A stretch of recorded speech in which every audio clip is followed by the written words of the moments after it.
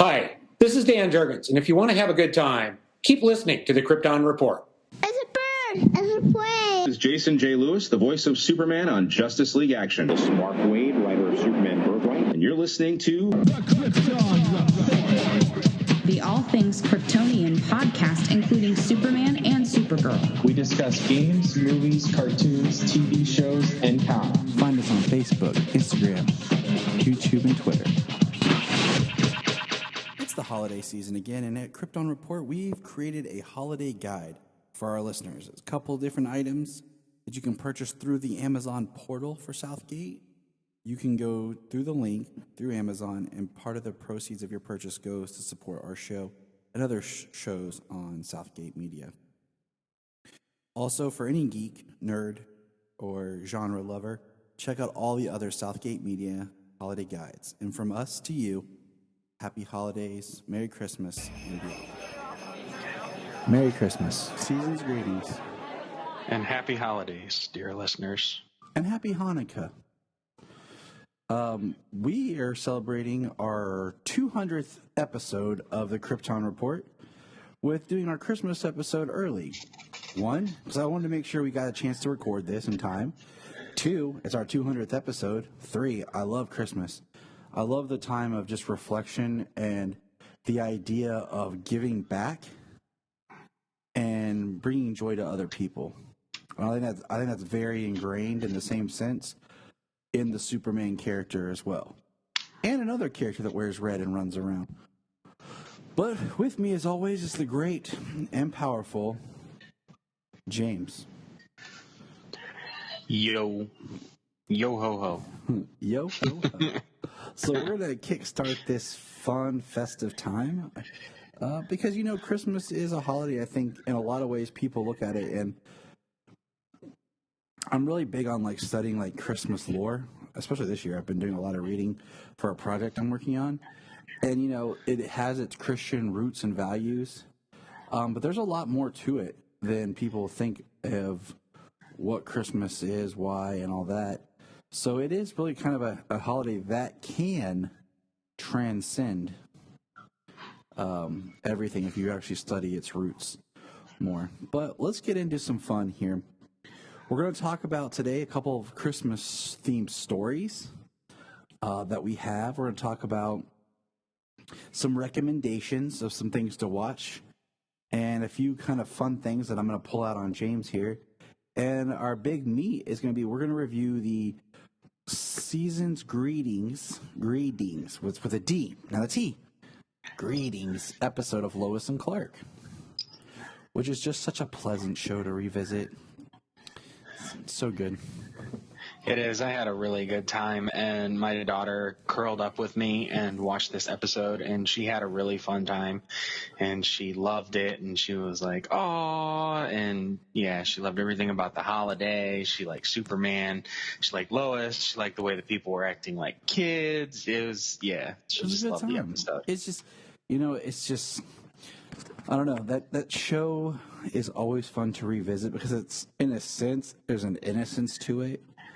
And I just don't feel as bogged down with the way things can get caught up with being so of the now and political and, you know, wanting to be culturally relevant that it can weigh down the show.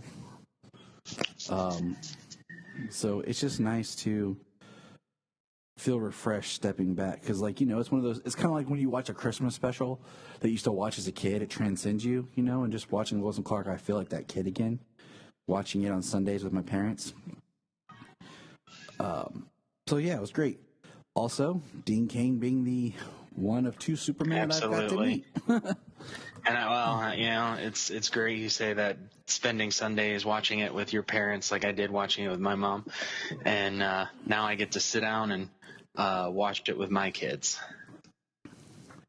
So to kick off this celebration, I'm going to read from you from the new book that I purchased long ago.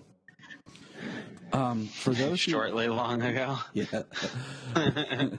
For those who want to join in, I'm not going to sing. I'm just going to read. This is a Silent Night, as designed by Batman. Silent Night, Gotham's night, Gordon's call signals light. Cape Crusader, so valiant and wise, on his courage all Gotham relies. Into action he leaps, into action he leaps. Silent night, fearless night, criminals quake with fright. From above us he watches and waits, gliding down with unnatural gaze. Evildoers be warned, evildoers be warned. And that comes courtesy of the new DC Comics Christmas Carols book, We Wish You a Harley Christmas. That's awesome. I like it. Oh, I got some more here. I was flipping through it, marking them like, because, there's a lot in here, actually. But here's another one. We'll have to do another one for the rest of the season. Oh, I'm going to read a couple. On the next episode, I have to throw in another one. So I'm gonna kick us off with a DC Christmas Carol. I'm going to do a couple more, and then we'll save for, some of our other episodes here. Joy to the Girl, sung to the tune of Joy to the World. Joy to the girl from old Krypton. Let Earth receive her might. Protecting all humanity from villains and calamity, and setting wrong things right. And setting wrong things right. And setting the wrongest of the wrong things right. Yeah, good times. Now we'll take a break from this, and James is going to take us down a travel through the multiverse. Isn't that right, James? Yes. DC's very merry multiverse. The newest one that just came out. I have not had a chance to pick my copy up yet, just because I've been working a lot and things have been crazy. I haven't got a chance to get out to the shop. So, James, why don't you, tell us a story? I have 2.5 more stories to read in this thing, but yes. On the front on the inside of the front cover, they have all the stories. So we've got Harley Quinn in It's a Horrible Life. Nice. We've got the League of Shadows in. Actually, hold on. Let me see here. Okay, yeah, I was going the wrong direction. In order, anyways. Here we got Batman in Christmas by Gaslight. Teen Justice in To Stop the Star Conquerors, President Superman in Bizarro Love Holiday, Batman Beyond in Holidays Beyond, The League of Shadows in Night of the Magi, The Unjustice League of Un-America in Have Yourself a Bizarro Little Christmas, Booster Gold in 'Twas the Night, Prez in Prez Rickard's Magical Sci-Fi Desolate Souls Club Holiday Special, and finally Lobo in A Very Lobo Hanukkah. For those who celebrate Hanukkah, we have Lobo in Hanukkah. And in one of my books here, I pulled a couple here. There's a really good Batwoman Hanukkah story. Because Batwoman nice. is Jewish. So these are pretty good. So like the first one is the only one that kind of seems like it might be like this world, this Earth. Mm-hmm. Because the rest of them are on different Earths, and they've got the different Earths here. It's a Horrible Life. It's really funny. It's kind of a Harley Quinn. It's a Wonderful Life parody. So it's interesting. It's got a couple of funny moments in here. Christmas by Gaslight's pretty cool. Kind of going back into that Victorian era for Gotham by Gaslight, which was a good story. Yeah. And then there's Earth. Then we're on Earth 11, and then we're on Earth 23 with President Superman, which is a really nice story because it's actually the story that made me, when you started talking about the how the holidays and Christmas and the giving spirit and stuff. That's actually what this story is about. Giving a part of yourself. Is it the self? They call it the self stone, and it's just giving yourself. It's represents all. The self stone represents all the hopes and fears, joys and sorrows of the person it belongs to. And every year, each person gives their stone away and gets a new one in return.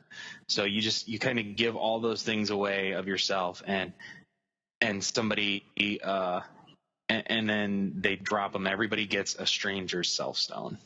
It's a nice story. Yeah. Then you got Earth 12, a Batman Beyond Earth. And this one's kind of like this one's a Christmas Carol type parody, which was pretty good. Almost like the three ghosts of like past, present, and future. Mm-hmm. Yeah, that one's interesting. Then we got Earth 13 in ancient Egypt. And you got Earth 29, the Bizarro Earth. Which could be fun or horrible. Yeah. And then, 'Twas the Night, Booster Gold, Earth 22. Nice. Booster Gold getting some love. Mm-hmm. And then this one I haven't read yet. Got Sunshine Superman. His shield is sunshine. He's got yellow trunks, yellow boots, and he's got an afro. Right. Yeah. Not sure what Earth this is, so. And then I can't wait to get to the Lobo story. And you know me, I like Lobo. That one's written by Tom King. So we'll see what comes out of that for a Hanukkah story with Lobo. Well, that sounds cool. What's been your favorite so far? So far, my favorite has been the President Superman. The art itself is not really my favorite. It's very cartoonish. The art is. It's very like young cartoonish.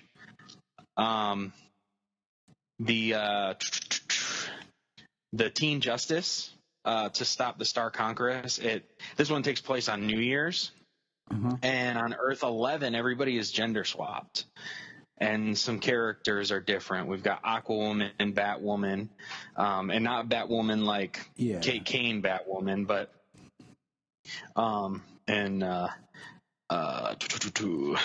who else? They name a bunch of people, but we got Superwoman. Supergirl is Laurel Kent. She's kind of like a John version. Okay. And then we got Talia Kane as Robin. Interesting. And then there's Kid Quick. There's Aquagirl Jackie Hyde. There's Donald Troy. And then there's Clarion the Witch Girl. So like this Earth is gender swapped. This was an interesting story. I enjoyed it. Lots of people, lots of connections. Just picking out like the gender swap connections from our Earth Zero counterparts and stuff. The art is really good in it. And the Bizarro stories, anything Bizarro world is always difficult to read because everything's backwards. Yeah, I pretty much just like to give up when it comes to Bizarro. It gets to be too much. Well, it's a good thing that this thing is only about, what do we got?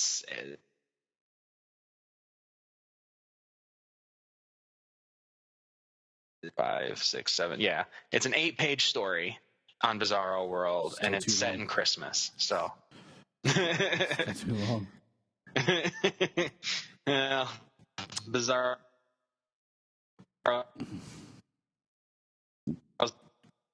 Not for everybody, and I certainly that'd be way too much. It would take me forever. Yes. It already takes me long enough to read, those 8 pages for Bizarro. I already have enough trouble reading. Period. All right. Well, I'm going to take it. It doesn't come out right when you speak it. Everything's. You can say the words, but it just means something backwards. So stringing those words together doesn't come naturally. Yes. So even doing it in your head, reading it's. So I've been reading. I have a couple of the DC holiday specials that I bought. I bought a couple of them digitally too, and I've been reading some. So I'm just going to share a couple stories out of the different ones. I shared a couple other stories over on the Christmas special of Capes and Lunatics that you can hear. But this one is from the 2017 DC Rebirth Holiday Special. It's called The Last Minute.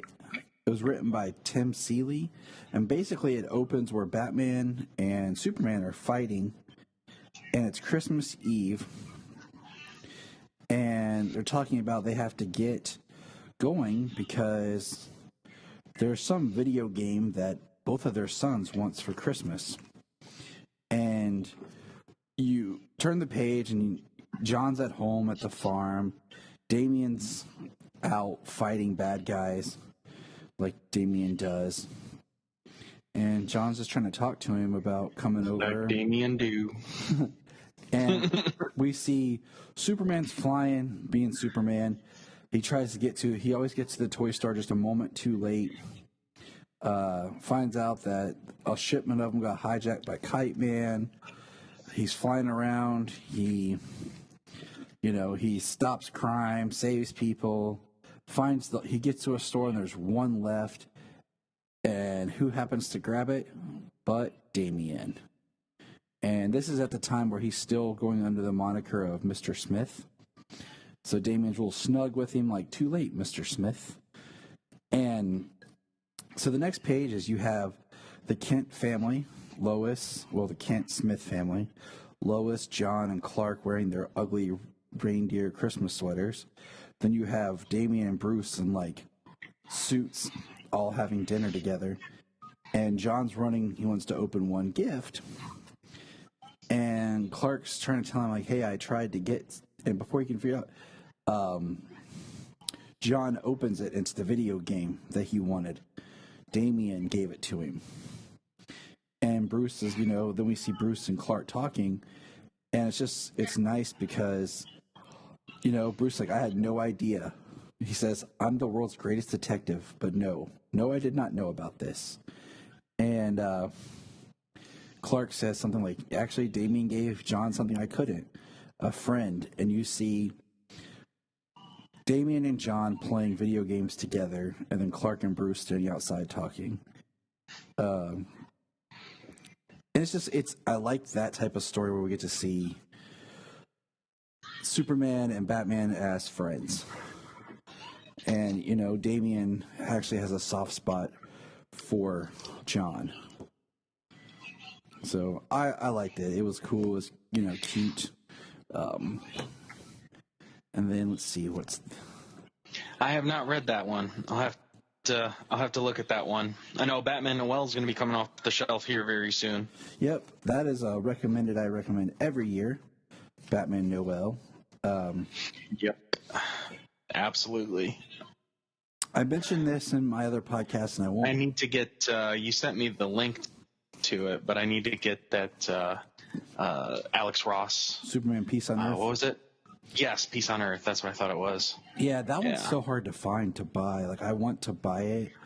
Probably have to buy it digital for the time being. Yep, because the only thing I could find it was in an omnibus with all kinds of Alex Ross writing. Depending how thick it could cost you like $80-$100. I don't know. Yeah. Oh, it's almost like $200. I think it was like $150 or something like that. I'm looking for one more. Right. There was also. I just looked up the Blackest Night because I read Blackest Night, but I haven't read the entirety. Yeah. and the $120 or something. Yep, sounds about right. $125 or something. So, Mm-hmm. Okay, That's 1,600 pages. it's not bad when you think about all the content. So the next Right. the next one I want to share is actually the very DC Rebirth holiday sequel is what it is. And I actually, Janine got this for me last year. We were at a shop and we found it on the shelf. And this one, this story is called The Reminder. It's written by Jeff Lemire. And it's actually split. Like you read part of it and then you keep reading the book and then it finishes up. But it's John Constantine sitting at Bibbo's in Metropolis drinking and just kind of complaining about stuff. And Bibbo walks over and there's Clark Kent sitting and talking.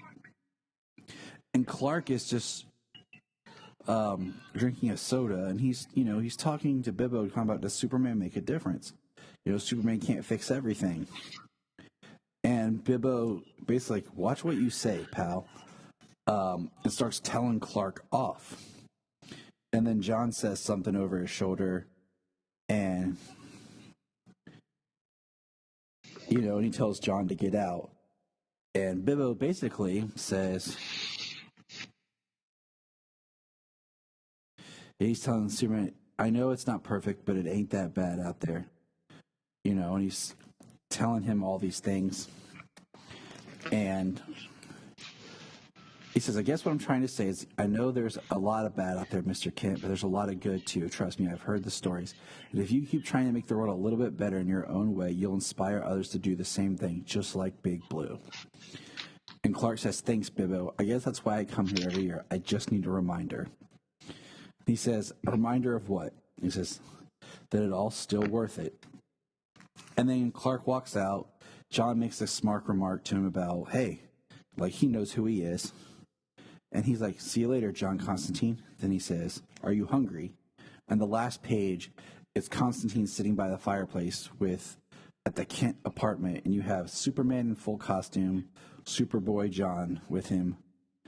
And John's asking him, like, what are your powers? Where's your costume? What do you do? And Constantine's kind of just like, bah, humbug. And I just was like, it was kind of cool because, just Superman needing that reinforcement of, yeah, what you do matters. And the pairing of Constantine and Superman was cool. And it's just not one you see. I highly recommend, I'm not going to talk about him here, but Flash is another character that I absolutely love a lot of his Christmas stories. And then honorable mention, I have two honorable mentions. One is I have a DC Universe Christmas. It's an older book. And there is a Christmas story that is in the book that is Superman, and it is written by Jerry Siegel.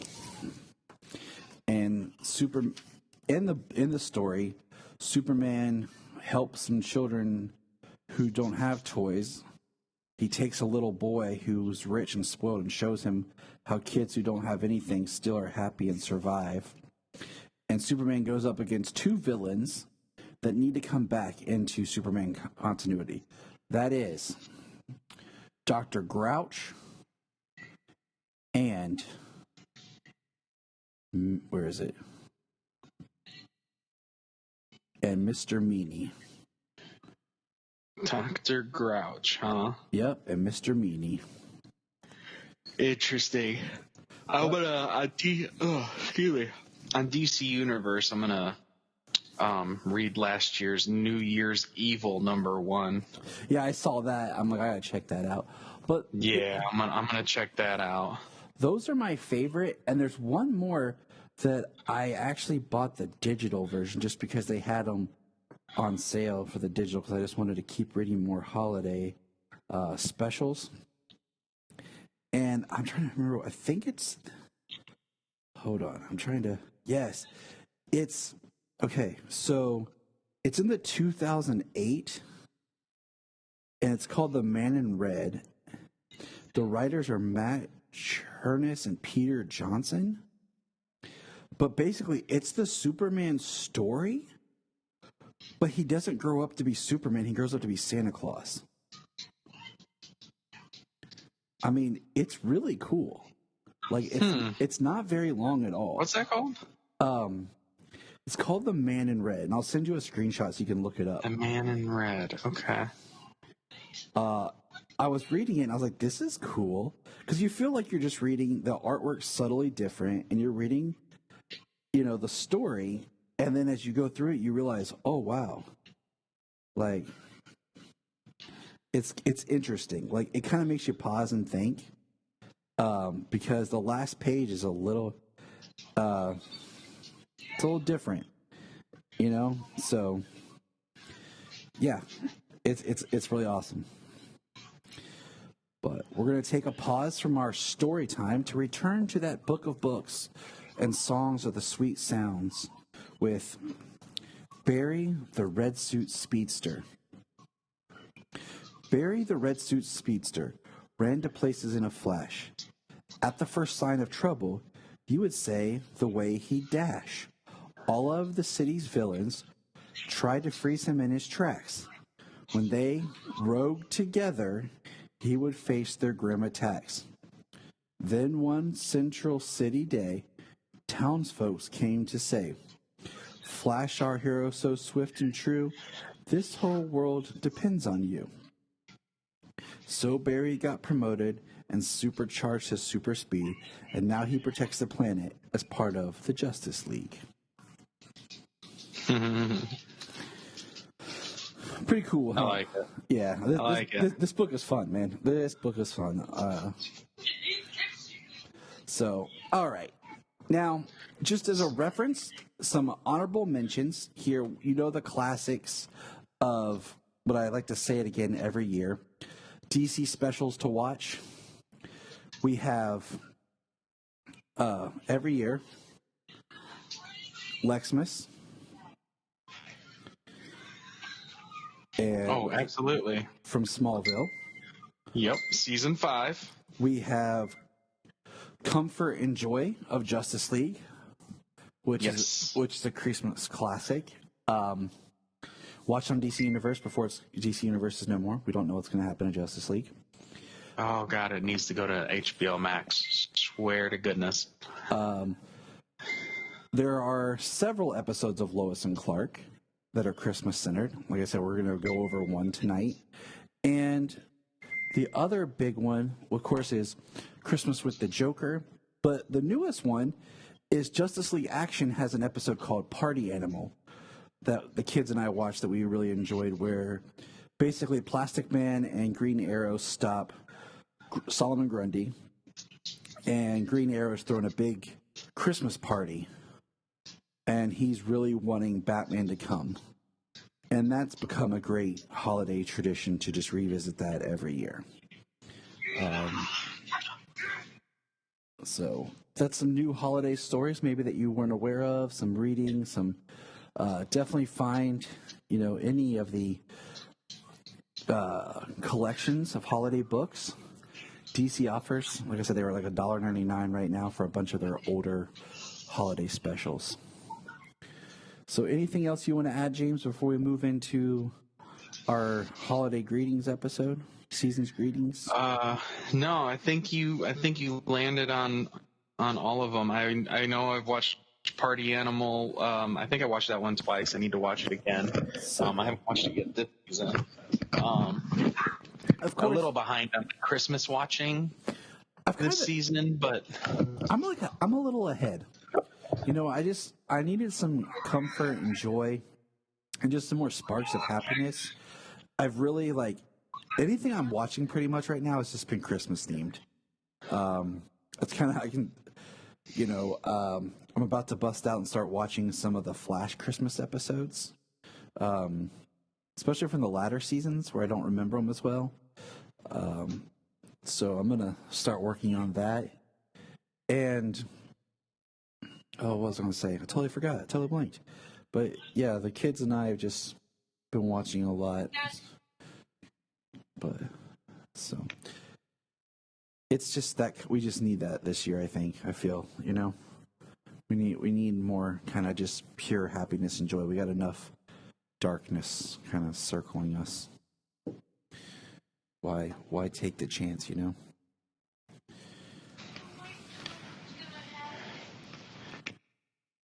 So let's get into Lois and Clark, Season 2, Episode 9, Season's Greetings. It aired on December 4th, 1994. And it was written by Dean Cain. And when I got to meet Dean Cain, I brought it up because we had just recently watched it the day or two before I met him. And it was just kind of neat. Like, he was really excited. Dean Cain is also a big fan of Christmas, and I think you can see that in the writing.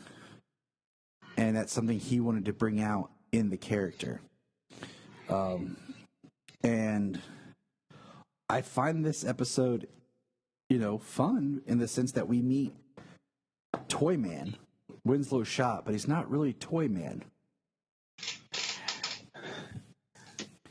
No, he's not.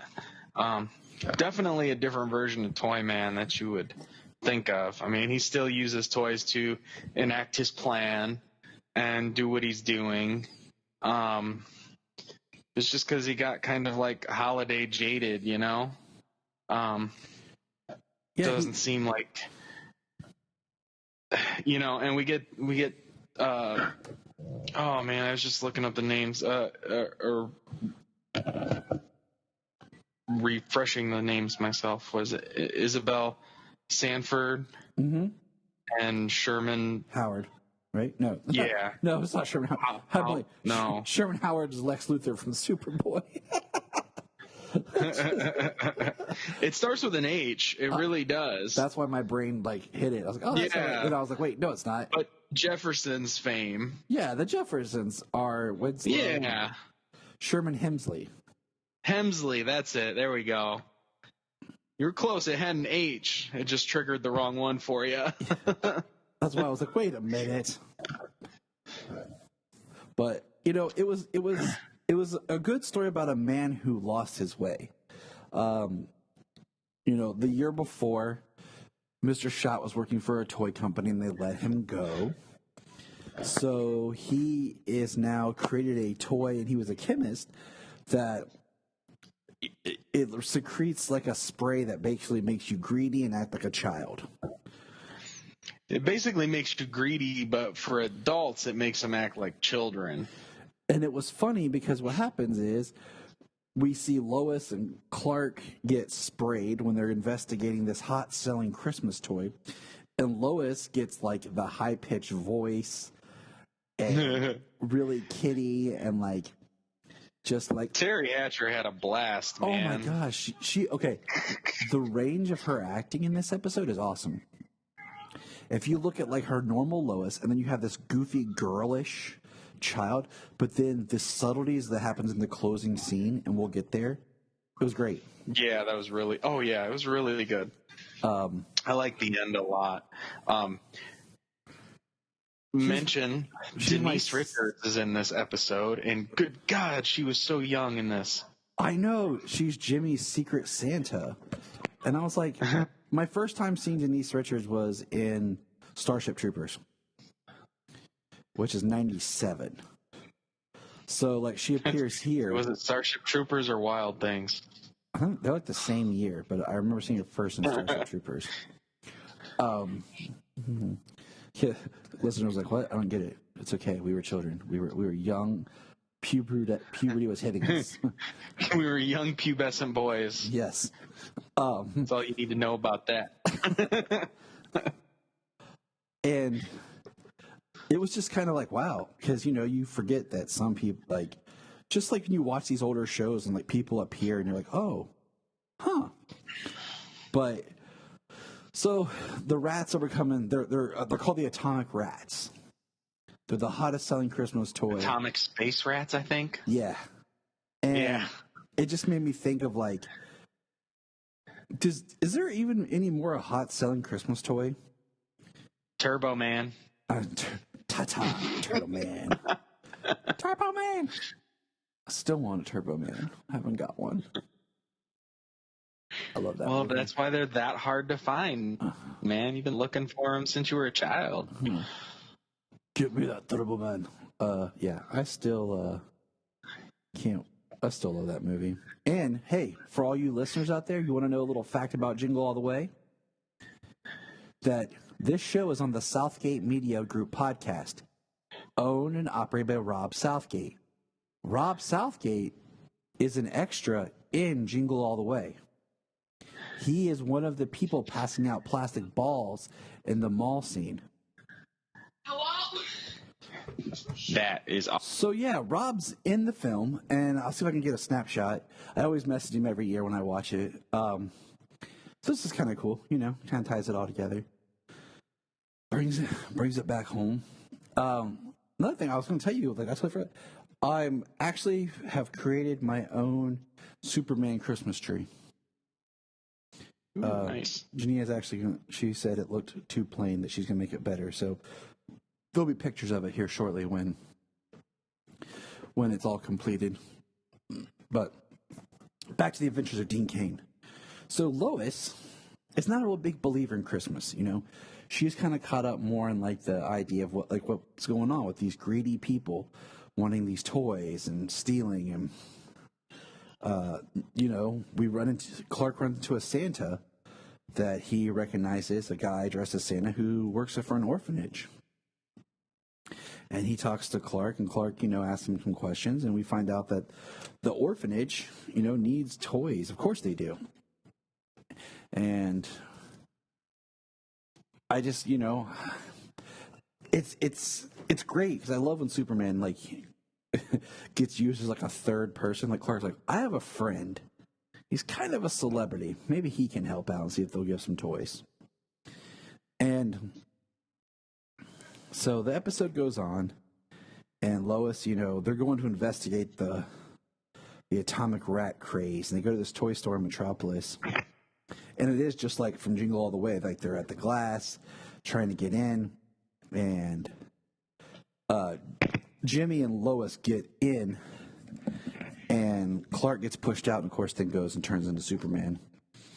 And you ever notice Dean Cain has this acting tick when he'll stand and he'll cross his arms across his chest when he's talking, instead of doing the hips as much, he'll do the arms across his chest.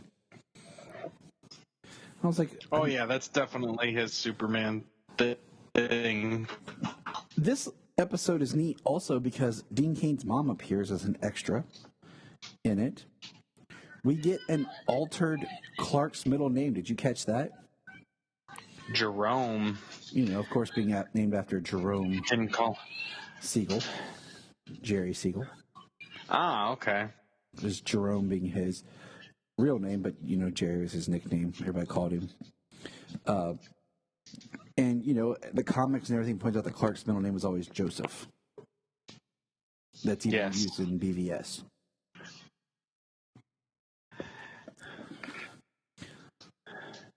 So that was just kind of a fun little tidbit there. Lois compares her enthusiasm for Christmas like Arbor Day or 4th of July. And we get, Lois is trying to figure out what to do for Christmas. She finds out that her father, Dr. Sam Lane, so this is before he became General Sam Lane, which is interesting. So General Sam Lane's first appearance in live action was him being Smallville.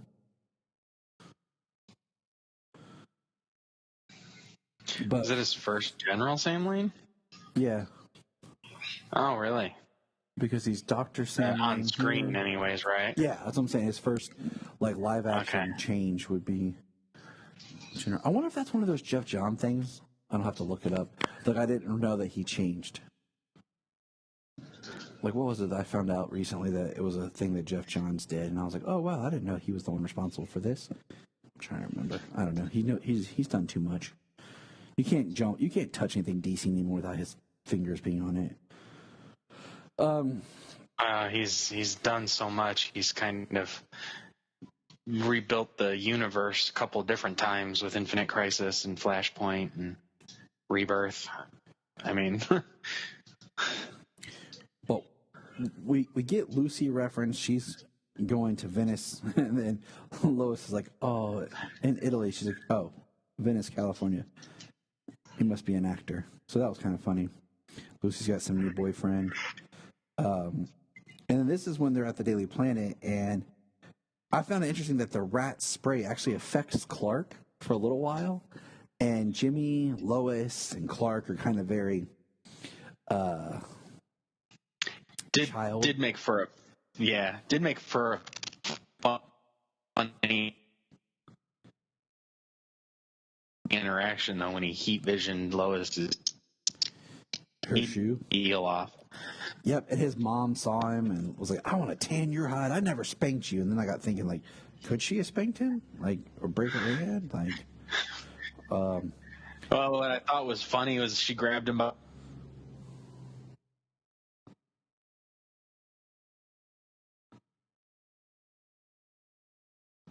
the ear. Yeah, It's that childlike psychology that he's dealing with. I liked it when him and Jimmy were like, "I want to eat all the candy," and he just like vacuum cleaner the candy, like. And Jimmy looks over like, "What?" Or when he takes all the donuts. That's the one that Sayla laughed out. She's like, "He took all the donuts, Daddy." That's cute. And then, like, as he's talking to his mom, he's like, "It wears off," and he's like, "It must not last that long for me." And it's just kind of funny because then Perry has the rats now. He had to go out there and be like a dad while Lois is playing hopscotch, and she used a permanent marker to draw on the floor. Yeah, is that magic marker? He asked her if it's magic marker first. All I could think about was like, "Oh my gosh, it's like I'm talking to my kids." And it's just hilarious. And then Clark, then Lois and Clark start putting pieces together. They go to investigate, and what's funny is they're at the wholesaler warehouse person who has all the atomic rats, and it actually gets sprayed, and Lois starts acting out, and it allows Clark to grab a packaging slip, and then they walk outside, and she's like, "Okay, did you get it?" She's like, "I hold my breath. We're good." So that was cool. Yeah. But we see that Mr. Schott has a big plan. He wants to do stuff. He's basically wants to tear apart Christmas, especially in Gotham. Metropolis. No, I said Gotham. Dang it, Tyler. I'm tired. This is not the Joker poisoning Gotham's water supply. But it's Mr. Schott poisoning the water supply. I just watched Christmas with the Joker with the kids before we recorded. And I'm sitting here, and you can definitely always tell from James and I, like, when we get to record early in the morning compared to when we get to record really late after we've both been tired for a long period of time. I also had super energetic, exhausting children today who I swear are eating a diet of sugar with a splash of sugar. What are you feeding your kids, man? Me? That's the thing. Is I worked a ton this week, and like I don't know. I'm like, Janina, what are you feeding these children? Sayla's sneaky as can be, though, dude. You can't turn your back on them. They'll have to put everything up high. But anyways, Right. So Lois and Clark go to investigate, and we find out, Mr. Schott, he made a teddy bear that for kids, and the toy company rejected it. And it's like his the woman he's with, it's her favorite thing that he's made, and he's like, I just want everyone to see how greedy they are. And Superman, Clark, catches up with the orphanage man, and we meet a little girl who hasn't talked since her parents died. And Superman's like, "I got the toys, they're coming." And like, great. And then some really interesting, this episode definitely shows that manufacturing doesn't work like it does in this episode, James, just so you know, okay? Because we see Mr. Schott gets all the toys, like he gets a construction people to help him get all the toys in all the stores so that they're everywhere for distribution. And what's weird is Can they Clark. just knock off toys off the shelf and put the Yeah. atomic rats in its place? What was weird to me is Clark's parents show up in Metropolis, and then they leave. And then Clark talks about going to Smallville for Christmas. But, like, the episode starts just, like, a couple of days before Christmas. And then leads up to Christmas Eve. I thought that was kind of weird. You know, like, hey, we flew in before Christmas. You come back with us? I don't know. It was just kind of odd. Right. But I love his parents. And it's not a problem for him, but, you know. Yeah. I mean, what's Metropolis, on the East Coast or Midwest? I can't remember where he flew from in the pilot because they showed that map of the world. Yeah. But either way, I mean, for him, you know, but for anybody else, it's at least a 3-hour flight. Not to mention, you know, travel time in the airports and all that stuff. It's not like it's just, you know, a 3-hour drive to a 40-minute drive outside the city.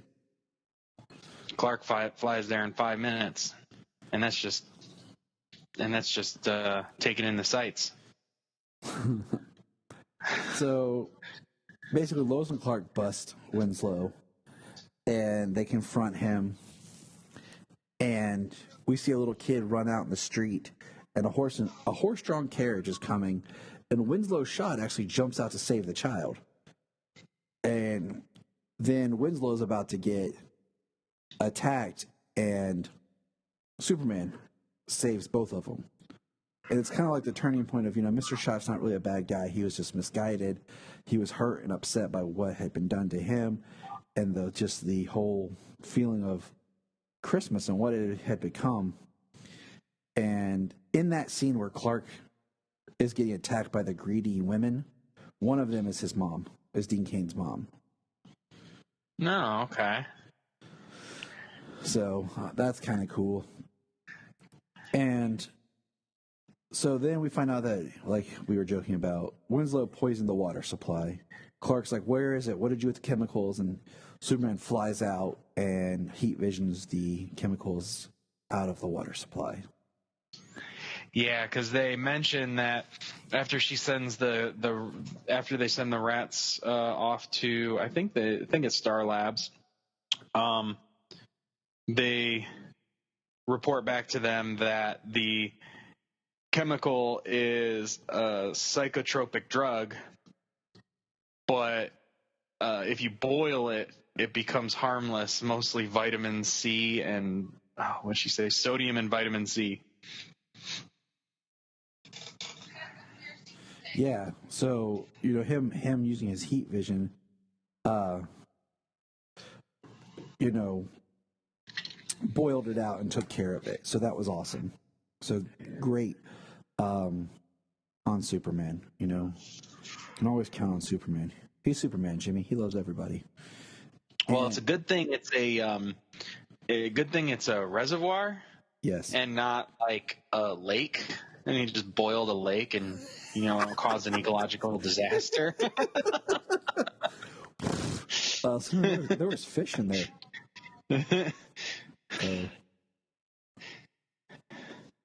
So that's funny.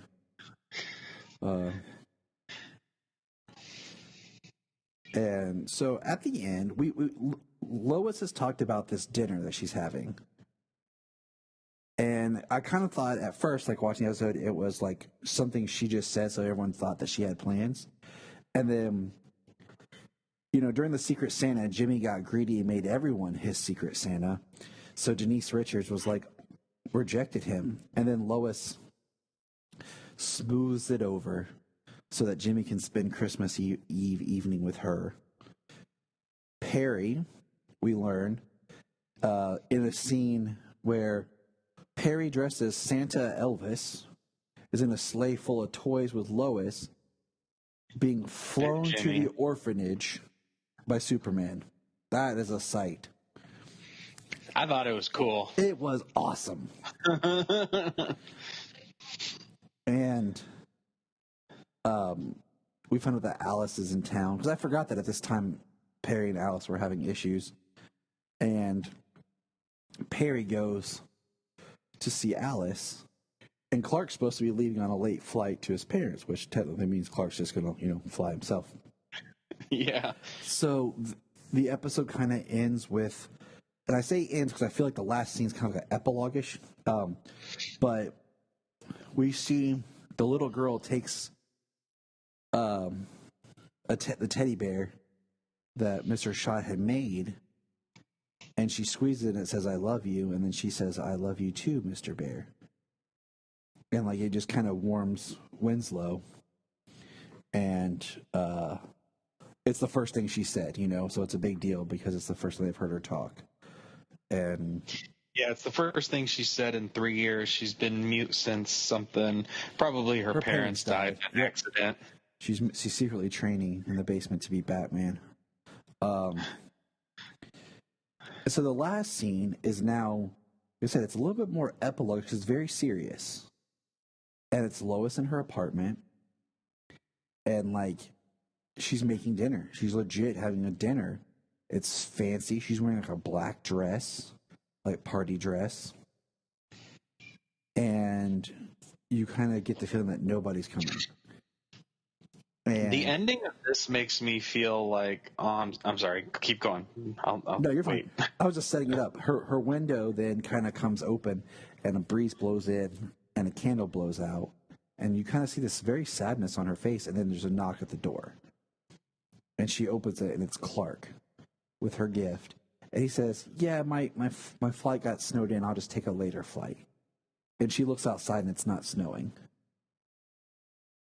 And this was a great scene between the two of them. Like, this scene is like, there is so much chemistry and tension between the two of them. Like, it was awesome. Just like her acting to him, could tell that she likes Clark. And the way like she touches his hand, the way she's happy, like it just, you could really feel that Lois was into Clark. And if you look at the way, like, throughout the whole episode, she kind of dresses, it's more fun, modesty, 90s, And then this last scene's, like, very, like, evocative, right? I can't talk. Very strong, giving out some serious vibes. Take it away, James. Just the way she was like downplaying the holidays earlier. The way she makes this dinner and stuff, like, she didn't seem like she was gonna have it. I think she likes the holidays more than she was letting on, but also this Lois, Terry Hatcher's Lois is very much a workaholic and very much alone when she's outside of work. When she's home, it's just Lois. Yes. And she doesn't have anything else in her life but work. And they set that up in the pilot brilliantly, Yeah. So I think that's such a really good. She plays this character so well, so driven, so good at her work, so tenacious, and then she's like, but that's all she has is her work, But she also gets to play that part where she realizes that's all she has is her work, and she gets to be, a little bit sad and lonely sometimes. The vulnerable side. She plays the vulnerable side of Lois brilliantly. She's my second favorite Lois Lane, but it's a very, very small margin of Erica and Terry. On any given day, they could be switch. Yeah. Either or. Erica only got to be Lois from season 8. She only got to be Lois in 8, 9, and 10. I guess you're just going to have to come over and have to watch the first 3 seasons of Lois and Clark and then the last 3 seasons of Smallville and see who's better. Yeah. We're just going to have to sit down and watch. We'll go but we'll interchange. So we'll watch Lois and Clark, Smallville, Lois and Clark, Smallville. And we'll just have to sit down, and my wife can watch all the kids. It's cool. Yeah. Jania's got this. Nah, she'd be mad. She'd jump in with us because she loves the last 3 seasons of Smallville because she loves hers, Lois Lane. So she'll watch any of those 3 seasons. Can't stand Lana. Yeah, I think she. So I think Lois, she did this big holiday dinner and stuff, and as she invited some people, and they ended up having their things to do. Angela Clark was supposed to leave for his parents. Mm-hmm. Alice, I think she was excited to do it and everything, and then in the end, she didn't have anybody there. And Clark took being with her than flying out to see his parents, which granted he can do at any time, but she doesn't know that. And it's not just, and he's not ditching his parents, Yeah, his parents are awesome. A woman he likes and he cares for.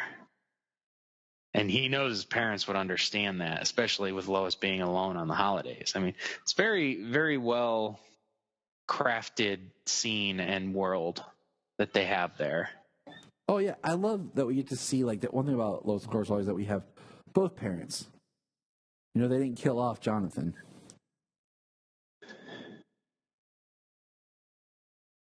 Yeah, that's really good. I love having both of his parents in the show. Every time they're on, they're just so great to watch, and their interactions with him are so genuine. Yeah, I totally believe that they're his parents. Especially in this episode when his mom says she'll tan his hide like cheap leather. The thing about Lois in the holidays, I think about, with when they talk about her being the Army brat, it makes a lot of sense. My dad was in the Navy, and I know there's holidays he was gone and stuff like that. So, if you, in this, he was a doctor, but the idea, the characterization period of having her parent gone, her mom died, when she was young. In most comics, in this, her mom's still alive. But I think if throughout the episode, the events kind of help, and Clark, he has the influence on Lois, even though she doesn't ever want to admit that he does. But it's a great holiday episode. I really enjoy it. If nothing else, watch it for Terry Hatcher's acting and watch it for that last scene. The Daily Planet scene of them as kids and the final scene between Lois and Clark at the end is just worth the episode alone.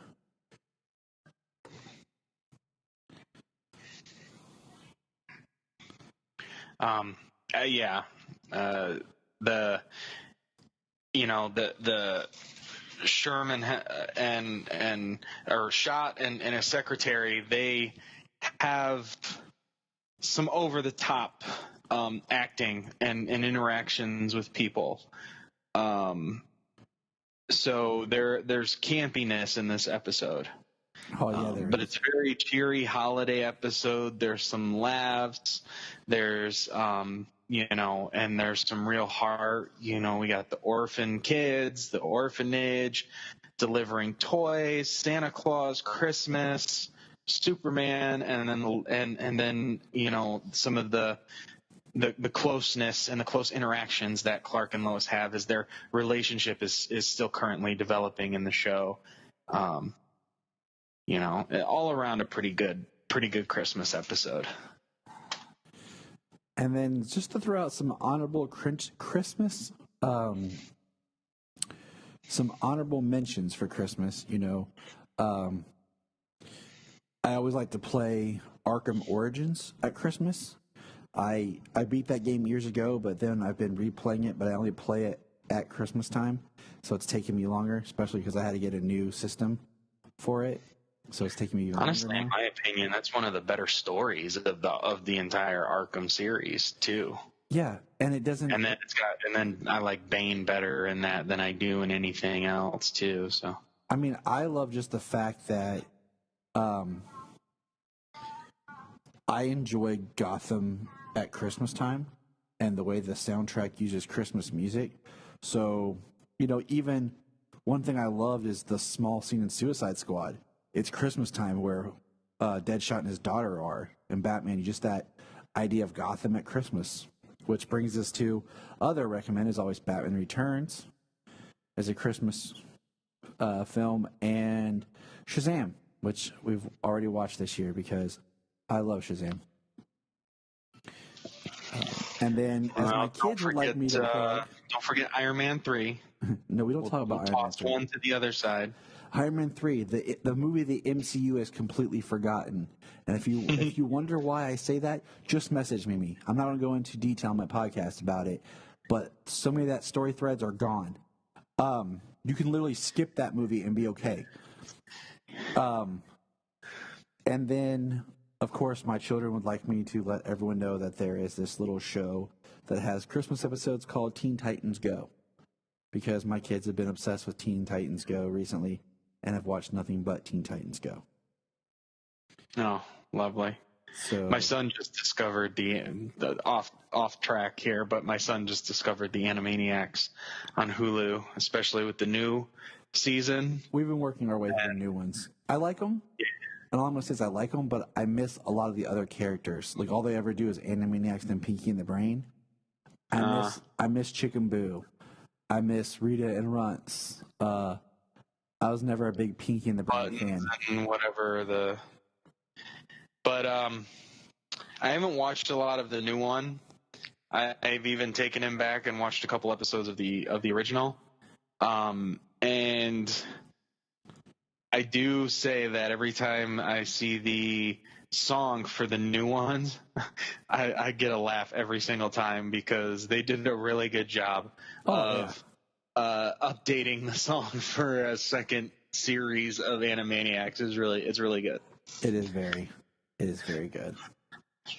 But all right, so we're gonna go back to our book of books for one more classic song to kind of round out this holiday festive special occasion that James and I have for our 200th episode. It's a lot of talking. This is from the bunch of bags of hot air we are. And I could keep talking.